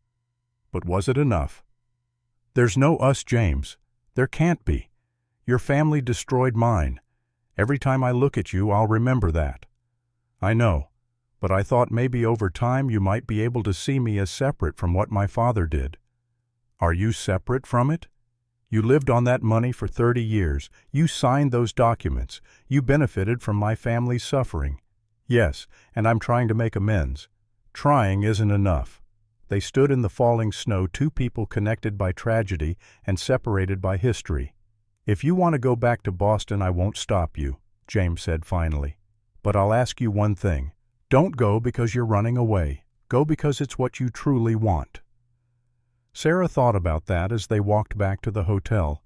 Was she running, or was she simply choosing to leave a place that held too much pain? The next morning, a telegram arrived for Sarah. It was from Martha Wells, Catherine's mother. "Miss Wade, my husband told me about your role in finding Catherine and bringing justice. Our daughter would want you to know this. She believed in redemption. She believed people could change. If Mr. Thornton is truly trying to change, don't let the past steal your future. Catherine wouldn't want that. Sincerely, Martha Wells." Sarah read the telegram 3 times. Then she made a decision. When they returned to Montana in January, she didn't immediately buy a ticket to Boston. Instead, she stayed. Not as James's intended bride, but as his partner in the work of restitution. They opened an office in Helena. Thornton and Wade Legal Aid. They helped farmers understand their rights, prevented new land grabs, provided free legal advice to those who couldn't afford lawyers. James worked mornings in the office and afternoons with his hands helping farmers repair barns, dig wells, build fences. Free labor, his way of repaying debts that could never fully be settled. Sarah managed the paperwork, researched precedents, organized community meetings. They were partners in purpose, if not in romance. Grace went to live with the Wells family in Philadelphia. She'd asked them, and they'd agreed. She wanted to study law like Catherine to fight for justice in her sister's memory. It was the best way she could honor her mother's crime by spending her life undoing the damage the Thornton family had caused. The months turned to years. The estate was sold in parcels to actual farmers. The money was divided among the families Thomas Thornton had victimized. Some accepted it gratefully. Others refused, saying no amount of money could erase what had been done. James accepted their refusal with dignity. By the spring of 1886, 2 years after the trial, Montana Territory had changed. New laws protected homesteaders. Land fraud carried serious penalties. The old guard, the powerful families who'd built empires through violence, found their influence waning. James and Sarah's office had become a fixture in Helena. People trusted them because they'd proven themselves, because James had given up everything to make things right, because Sarah had chosen justice over bitterness. One evening in May, they sat in the office working late on a particularly complicated case. Coffee had gone cold, the lamp burned low, outside spring rain drummed against the windows. "Do you ever regret staying?" James asked. Sarah looked up from the document she was reading. "Sometimes. Boston was home. I knew how to be there." "And Montana?" "Montana is where I'm needed. That's different from home. But maybe it's enough." James was quiet for a moment. "Sarah, I know you said there could never be an us. I've respected that. But I need you to know something. These 2 years working beside you have been the best of my life. Not because of what we've accomplished, though, that matters, but because every day I get to watch you fight for people who can't fight for themselves. You make me want to be better than I am." Sarah felt something warm bloom in her chest. "James, I'm not asking for anything," he continued. "I just want you to know. If someday, maybe years from now, you can look at me and see someone worth caring for instead of just the son of the man who hurt your family, I'll be here, waiting, trying every day to earn that." Sarah stood and crossed to the window. Rain streaked the glass, turning the street outside into a watercolor painting. She thought about her father, about the life he'd lost.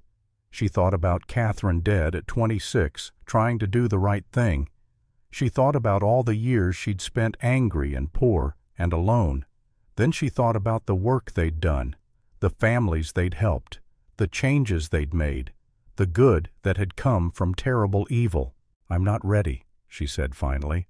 "I may never be ready to forgive your family for what they did to mine, but I'm ready to stop letting the past control my future." She turned to face him. "So I'm staying, not as your wife, not yet, maybe not ever, but as your partner, in this work, in building something good from the ashes of something terrible." James smiled, and it transformed his face. "That's enough. That's more than enough." They shook hands across the desk, sealing a partnership that was more binding than marriage. A commitment to justice, to healing, to making sure that the cycle of violence that had defined Montana's past wouldn't define its future. The years continued to pass. In 1888, James and Sarah married in a small ceremony attended by Grace Agent Cole and a few close friends. It wasn't a romantic affair. It was a practical recognition of a partnership that had already proven itself. They had 2 children, Henry named for Sarah's father and Catherine named for the woman whose death had brought them together. The children grew up knowing the truth about their family's history, the good and the terrible, the crimes and the redemption. Grace became a lawyer in Philadelphia working for women's rights and social justice. She changed her last name to Wells Thornton, honoring both the woman who'd died for justice and the family she'd been born into. Victoria remained in prison at Deer Lodge. She wrote to Grace occasionally. Grace wrote back, though the letters were brief and formal. Some wounds healed, others scarred over but never fully closed. 10 years after the trial, in the summer of 1894, James stood in his small garden behind the house he and Sarah had bought on the outskirts of Helena. It wasn't a mansion, just a simple home with 3 bedrooms and a kitchen where Sarah taught their children to read. He was 42 now, gray threading through his hair, lines deepening around his eyes. His hands were as calloused as any farmer's scarred from a decade of manual labor. An official-looking envelope had arrived that morning. Sarah had opened it at breakfast, read it, and handed it to James without a word. Presidential pardon, his criminal record cleared, permission to own land again, and a commendation for service to justice and exemplary rehabilitation. James had read it 3 times, hardly believing it was real. Now he stood in his garden holding the letter, trying to process what it meant. Forgiveness from the government. Official recognition that he'd changed. But did it matter? He knew the truth. He'd been complicit in his father's crimes. He'd lived on tainted wealth. He'd signed documents that destroyed families.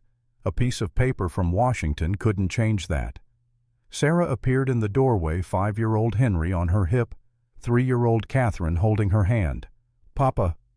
Catherine ran to him, arms outstretched. James scooped her up, this little girl who carried the name of a woman she'd never meet, a woman who'd died trying to do what was right. "Your papa got an important letter today," Sarah said, approaching with Henry. "What's it say?" Henry asked with the fierce curiosity of a 5-year-old. "It says sometimes people make mistakes, but if they work very hard to fix them, they can be forgiven." "Did you make mistakes, Papa?" "Yes, son, very serious ones." "But you fixed them." James looked at Sarah. She nodded, slightly encouragement in her eyes. "I tried. I'm still trying. Every day." "That's good," Henry said with the simple wisdom of childhood. "Trying is important." Out of the mouths of children, James thought. He'd spent 10 years trying to atone, and his 5-year-old son had just summed up the entire philosophy in 4 words. That evening, after the children were in bed, James and Sarah sat on their small porch watching the sun set over the Montana mountains. The same mountains that had watched Thomas Thornton build an empire of blood. The same mountains that had watched Victoria push Catherine to her death. The same mountains that would watch long after they were all dust.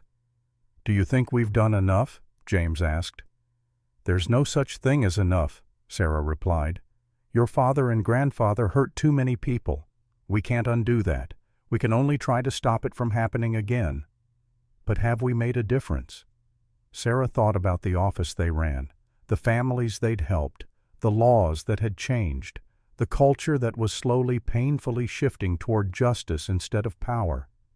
"Yes," she said finally, "we've made a difference. Not enough to erase the past, but enough to change the future." James took her hand. After 6 years of marriage, the gesture still felt precious. Sarah had given him something he didn't deserve. Not forgiveness exactly, but partnership, respect, and slowly, carefully, something that might be called love. "I'm proud of who you've become," Sarah said. "Not the man you were, the man you chose to be." That night James dreamed of Catherine Wells, not the broken body in the well, but Catherine as she'd been alive, vibrant, intelligent, determined. In the dream she stood on the balcony of the Thornton estate looking out over land that had been stolen and was now being returned. She turned to James and smiled. "You finished it," she said. "What I started. Thank you. I'm sorry I wasn't brave enough to help you when you were alive. But you were brave enough to help after I was dead. That's something. That's worth something." James woke with tears on his face. Sarah stirred beside him. "Bad dream," she murmured. "No, a good one, I think." As dawn broke over Montana, James rose and dressed quietly. He had work to do. A farmer north of Helena was being pressured to sell his land. James would help him understand his rights, help him stand against men who took what they wanted regardless of the law. It was small work, undramatic, nothing that would make the newspapers or be remembered by history. But it was honest work, good work, the kind of work that slowly, stone by stone, built a better foundation than the one his father had laid. Sarah found him in the kitchen making coffee. "Early start?" she asked. "The Morrison farm. They need help." "I'll come with you. Grace is visiting next week. She'll want to hear about the work we're doing." They prepared for the day together, partners in the truest sense. Outside, Montana stretched vast and beautiful and full of possibility. The past couldn't be changed, but the future was still being written. And for the first time in his life, James Thornton was writing it with clean hands and an honest heart. 15 years later, in 1909, James Thornton would die at age 57, his body worn out from years of physical labor. He would die in the simple house he shared with Sarah, surrounded by his children and grandchildren, at peace with himself for the first time since childhood. At his funeral, dozens of farmers would attend, men and women he'd helped over the years. They would speak of his generosity, his dedication to justice, his willingness to do the hard work of making things right. Grace Wells Thornton, by then a prominent lawyer in Philadelphia, would deliver the eulogy. She would speak honestly about her stepfather's complicity in her grandfather's crimes, but she would also speak about his redemption, about the choice he'd made to be better than his inheritance. Sarah would bury him next to the plot she'd reserved for herself, not in the Thornton family cemetery with his father and grandfather, but in the public cemetery in Helena among the ordinary people he'd spent his last decade serving. His tombstone would read simply, James Thornton, 1852 to 1909. He tried to make things right. Victoria Thornton would outlive her stepson by 3 years, dying in prison at 73. She would be buried in a potter's field, her grave unmarked. Grace would not attend the funeral. Catherine Wells' grave, by contrast, would become a site of remembrance. Federal agents would leave flowers on the anniversary of her death. Reformers would invoke her name when fighting for justice. She would be remembered not as a victim, but as a hero who died in service to her principles. But that was all still to come. On this spring morning in 1894, James Thornton was 42 years old with half his life still ahead of him. He climbed into the wagon beside Sarah, and together they drove north toward the Morrison farm. The sun rose higher, warming the land. Somewhere a meadowlark sang its liquid song. The mountains stood eternal and unmoved witnesses to everything that had been and everything that would be. James had been born into blood and violence. He'd lived the first 30 years of his life profiting from suffering, but he'd chosen a different path. And though the walking was hard and the destination uncertain, he walked it anyway. Because in the end, that was all anyone could do. Face the truth of what they'd done. Make amends where possible. Build something better from the ruins of something terrible. And try. Every single day, just try. The wagon rolled on through the Montana morning, carrying two people who'd found purpose in ashes and hope in accountability. Behind them lay a history of crime and suffering. Before them lay the hard, honest work of redemption. It wasn't the life James had been born to, but it was the life he'd chosen, and that made all the difference.